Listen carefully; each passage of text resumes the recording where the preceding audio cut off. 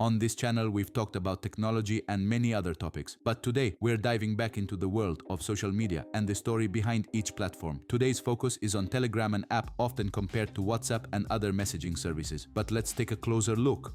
Because behind Telegram lies much more, a fascinating history, and in some ways, a darker side. We'll talk about the entrepreneur who created it, how the idea was born, and what really happened behind the scenes. His social platform dared to challenge governments across the world, all in the name of privacy and freedom of speech. For some, it's the digital revolution we were waiting for. For others, it's the perfect nightmare, an uncontrolled platform, a safe haven for criminals, scammers, and terrorists. Behind it all is a man some call the messiah of the digital age, but to others, he's a modern outlaw, a dangerous visionary. Today, his app is worth over $9 billion, yet it all started with one simple idea: protect freedom. But how dangerous can freedom become when it falls into the wrong hands? This isn't just the story of an app. It's a journey through hidden servers, government threats, exile, and one man's battle against the system. Trust me, this story will blow your mind. Welcome to the dark side of Telegram. It was actually kind of a pivot point in the way I understand Europe, speaking for myself. So if you don't mind, I don't think you've done any interviews since then. What happened that day? Just like the events of the day. Let's start there. August. Today, we're talking about Pavel Durov, the founder of Telegram, a tech enthusiast who became an unexpected icon. No one was looking for him, but he may be exactly the kind of figure this digital age needed. Pavel was born in 1984 in Leningrad, now St. Petersburg, but spent much of his childhood in Italy, especially in Turin. He grew up surrounded by the beauty of Renaissance art, vivid paintings, classical architecture, while his mind was already wired for the future. The Durov family fled Russia, escaping the grip of the Soviet regime. His father, a respected university professor, specialized in ancient Latin and Greek texts, not just translating them, but trying to understand the ancient world through its literature. Pavel attended high school in Turin, and there something happened. He wasn't your average student. He was a natural-born hacker. He tampered with school computers, rewrote internal systems, and at one point posted a fake profile of a teacher online, complete with darkly funny remarks that caused a stir. But he wasn't just a rebel, he was gifted. After graduating with top marks, he returned to Russia to study philology, following in his father's footsteps. But he wasn't alone in this journey. His brother, Nikolai Durov, was a mathematical prodigy, a multi-time winner of international math Olympiads, and considered one of the sharpest minds of his generation. Together, these two brothers would go on to change the face of digital communication. But it all started here: a classroom, a computer, and one rebellious idea. The combo between Pavel and his brother Nikolai was nothing short of explosive. Pavel had the vision, and Nikolai, a programming genius, had the skills to build it. Together, they were capable of turning bold ideas into tech masterpieces. And so we enter the early 2000s, the golden age of innovation. It was the era of Napster, early blogs, and the meteoric rise of Facebook. The internet was spreading like wildfire, and for the Durov brothers, this was a once-in-a-lifetime opportunity. But their idea wasn't entirely original. Pavel openly took inspiration from Mark Zuckerberg. Pavel's plan was clear and ambitious: grow it fast, attract millions of users, and maybe, just maybe, sell it one day. But what came next would exceed all expectations and put him on a collision course with power. Like every great idea, it was time to find the money to bring it to life. Pavel found a key investor, Vyacheslav Mirilashvili, a former classmate and the son of a powerful Russian businessman. Along with other backers, Mirilashvili invested $2 million into Pavel's project in exchange for 48% of the company. It was a bold move, and one that transformed the student's idea into a rising tech giant. On October 10th, 2006, VKontakte was officially born, quickly dubbed by the media as the Russian Facebook. Nikolai Durov, the brilliant brother, handled the technical backbone of the platform. Pavel took the role of co-founder and public face of the company, the visionary behind the curtain. The idea exploded. In its very first year, VK reached over 3 million active users. It became Russia's most popular social network, leaving competitors far behind. But success also brings attention, and not always the good kind. Digital Sky Technologies, DST, a major Russian investment firm, acquired about 25% of VK. VK was officially on the map, but for Pavel Durov, the real battle was just beginning. But what exactly is this app? On the surface, VK is just a place where people exchange messages, photos, music, and much more. But in reality, it's a platform of freedom, a space where anyone can speak their mind, connect, and share without limits. People loved it because it offered unrestricted access to content, music, movies, groups, blogs. Everything was just a few clicks away. It felt like infinite freedom, at least, from a marketing standpoint.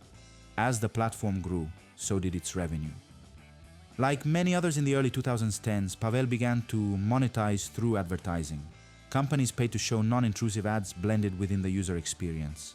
But here's the catch. In Russia at that time, the internet was still a digital Wild West.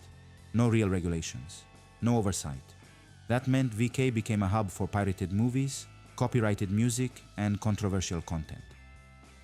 VK had turned into an unregulated digital giant. By 2011, the platform had reached over 100 million active users. Practically everyone in Russia was on VK. But when something becomes that big, it starts to attract the wrong kind of attention. And that's when the Russian government came knocking. For Pavel Durov, this marked the beginning of the end of his reign at VK. During those years, Russia was going through a turbulent period, and suddenly VK became a hub for organizing protests against Vladimir Putin. Groups, posts, messages, all calling for change. Naturally, VK caught the Kremlin's attention. At first, a formal letter arrived. The Russian government demanded the immediate removal of all protest-related content, and that's when Pavel Durov stepped into the spotlight. His response, the message was clear. He wasn't afraid of the Russian government ban. But then it got serious. One day, Russian military officers showed up at Durov's door, not with guns but with a threat: cooperate or face the consequences. Still, Durov refused to back down. He knew the government couldn't move openly against him, not while VK was so popular and visible. So the Kremlin changed tactics. And that move, it was perfectly aligned with Putin's strategy. The Russian president has always surrounded himself with loyal businessmen. If he can't defeat you, he'll buy you. VK, Durov's own creation, was no longer his. And in that moment, Pavel realized he had lost the battle, but not the war. That's when he made a bold decision. In 2014, the situation in Russia changed dramatically and the war in Ukraine began. In Ukraine, the so-called Maidan Revolution took place, an event that led to the ousting of the pro-Russian president Viktor Yanukovych. In the following years, the first military operations started not only in Ukraine but also in other parts of the world. Russian President Vladimir Putin claimed that the attacks were carried out by independent rebels, but substantial evidence points to the direct involvement of the Russian National Army. Intercepted communications reveal that these so-called rebels were reporting to and receiving orders from Russian military generals. Moreover, the type of equipment used and the presence of highly trained troops strongly suggest that these were operations led by the Russian armed forces. But the main point isn't just the war. Both VKontakte, VK, and Telegram, which were widely used among Ukrainians, played a significant role during the Maidan Revolution. At the time, Pavel Durov, the CEO of VK, did everything he could to protect the profiles of Ukrainian activists, even standing up to high-ranking officials in the Russian government. However, this stance led to intense pressure. The company's shareholders eventually forced him to comply with government directives. As a result, on April 21st, Durov was removed from his position as CEO of VK. His brother also resigned and followed him shortly thereafter. Later, Pavel Durov gave an interview to American journalist Tucker Carlson, who is known for his controversial views. Thus begins a long journey across Europe and the United States, an extraordinary adventure. It eventually leads to Dubai, which becomes the new headquarters of Telegram. From there, Telegram launches its bold challenge against WhatsApp. Leaving Russia marks a turning point for Pavel Durov, the founder of the app. Durov firmly believes that the right to communicate freely and securely must be protected at all costs. Telegram was created with that mission in mind, to defend user privacy and resist government surveillance. But in 2013, a new threat arises: the growing dominance of WhatsApp, especially after Mark Zuckerberg, CEO of Facebook, announces its acquisition. Yet Durov remains undeterred. He believes he can outpace WhatsApp by offering a faster, more secure, and more feature-rich service. Telegram and WhatsApp are two of the most popular messaging apps in the world, but they offer very different experiences in terms of features and philosophy. While both allow users to exchange messages, files, audio, and video, Telegram stands out thanks to its advanced features and a more open, privacy-focused approach. Privacy and security. One of the key differences lies in security.